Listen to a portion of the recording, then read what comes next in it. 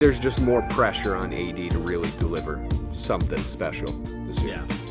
Like Tar Heel Nation said, 100% chance AD never reaches the heights of that bubble run ever again. See, that's why I put him a little bit lower personally. I think he has a...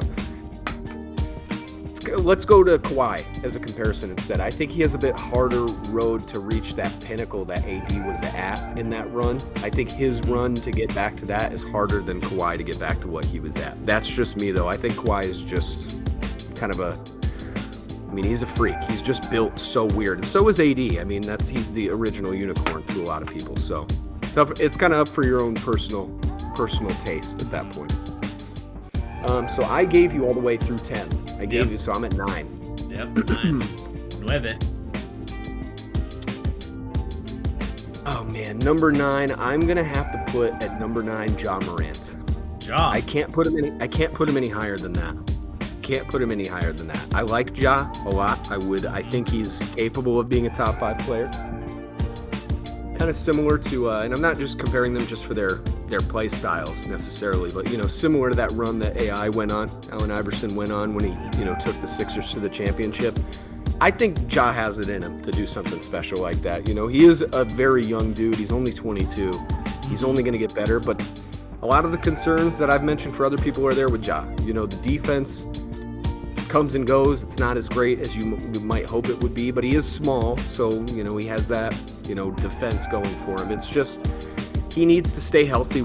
He needs to play a style of basketball, change it just a little bit. Like, I love the way Ja plays. I don't worry about it the way everybody talks about it, because he seems to bounce back up so much, but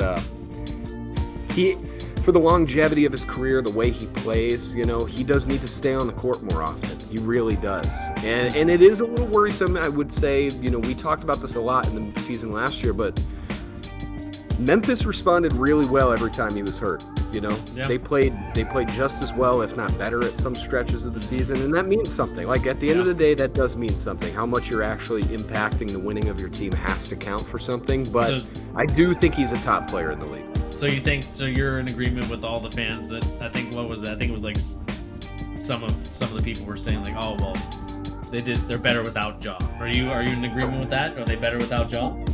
I don't think they're better without Ja. I think that's absolute lunacy to say that. I'm not even implying necessarily that that's true. I'm more just saying, like, I think the guys above him directly impact their team's winning much more than he does.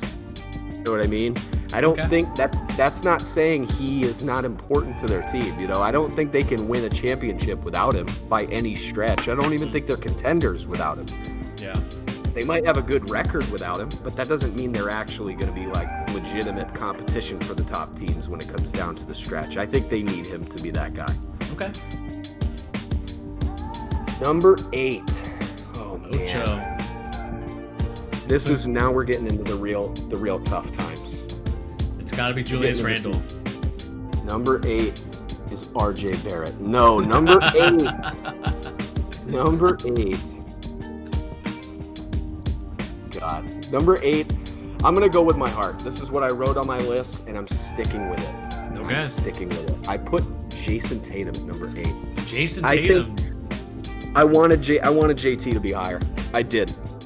Like, I by all accounts, and another thing we talked a lot about in the playoffs last season, like, to me, he was really trying to put himself in that top 5 discussion. He was really trying. Mm-hmm. And then the finals happened.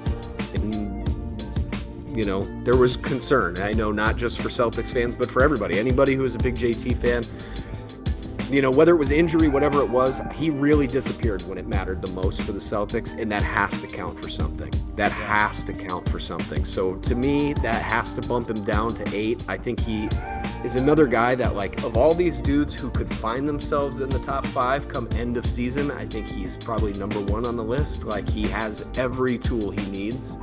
It's just, can he continue to develop as a playmaker? Can he, get the rest of his team involved when he needs to? But also... Oh my God. I'm sorry. I looked at Tar Heel Nation's comment. Tatum is just... You said Tatum is Chris Middleton with pretty privilege. That's just toxic. Absolutely toxic. Absolutely toxic. That's an A+ comment, Tar Heel Nation. That's funny. The biggest thing, not only just the playmaking, But for me, another thing, I know I keep saying this, we've talked about it a lot, but his shot decision making, I would love to see take a step forward this season. You know, he just takes too many of these wonky, like super long mid-range shots off 1 foot. It's just, you're so talented. You're so talented. You have all the tools to just be unstoppable offensively. Play like you're unstoppable. Because if he did, he would be. You know, he has everything he needs to be like some of the guys that are above him on the list. So he is my number 8. Number 7 is number 7's LeBron. Whoa! Number 7 is LeBron. I'm just gonna let it sit there. It's hard. The Levickis are gonna come out for you, man. I have a shrine devoted to this man in my home. Okay, it pains me to put him at number 7. It pains me. And by any accounts, because I'm going to address a comment that I saw in the chat, also from our resident crazy person, Tar Heel Nation. No way you can have LeBron over PG-13 in 2022. You're out of your mind. LeBron is borderline a top 5 player still. He can do everything on the court. If he was not playing with a bunch of 35-year-old dudes, which is funny because he's almost 40, if he wasn't playing with a bunch of dudes who actually play their age, he would still be right in the thick of the championship race. Like, it's just that simple. Whether that's his fault or not is up for debate. That's not what we're talking about, though. We're just talking about purely one player. How good are they? LeBron can do anything. He can do anything he wants on the court. And realistically, he's one of the very few players probably ever in the history of basketball who has mastered almost every part of basketball. He can play any position he wants to play, and he can teach the players on his team who play that position how to play it better than they do already. So that, you know, a lot of the reason why Chris Paul would be in the top 20 at this point is that kind of thing, but LeBron is also still borderline a 30-point per game scorer. The reason that I dock LeBron and put him at 7 is one, you have to hold his team's success against him a little bit. You know, that it was a really bad season. Yeah. They did win a championship a couple seasons ago, but that's not now. You know, they were really bad last season. And he, at points, had clearly given up on the team, and you have to hold that against players. Like, I'm going to keep that energy for even my favorite player. I have to, or I would be a hypocrite like a lot of the people we call out, you know. It has to go against him. The other thing for LeBron, and the reason why I dock him just a little bit, is his defense. Defense, I still think on his best day, if he is truly locked in, LeBron is an elite defender. I still think he has it in him. The problem is that's like 1 to 5 games a season at this point. He just doesn't really want to do it because he's trying to extend every minute he can on the court. So I'm going to put him at number 7. And to cap off my 6 through 10. Cap it off. Oh, man. This is, God, dude, I keep saying RJ it, but another controversial pick. Kevin Knox.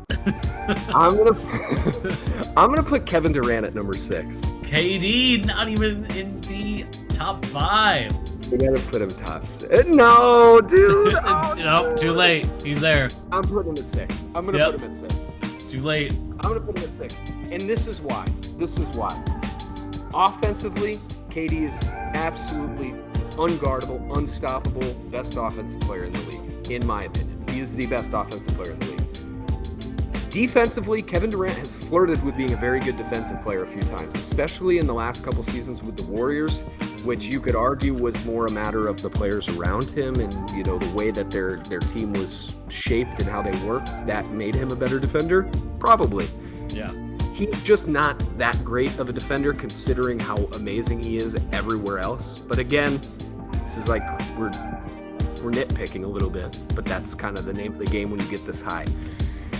Here's my rationale. At the end of the day, I think the 5 guys I have ahead of him coming into this season, I think their best game is better than KD's best game right now.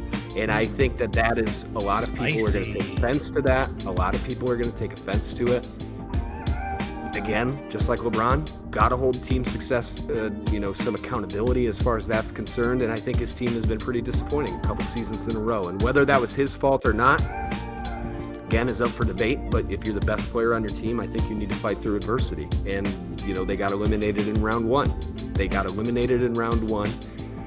And it's that simple. And the other guys ahead of him, I just think are better both ways of, basketball. Your turn. Your turn to set the internet ablaze, Bernie.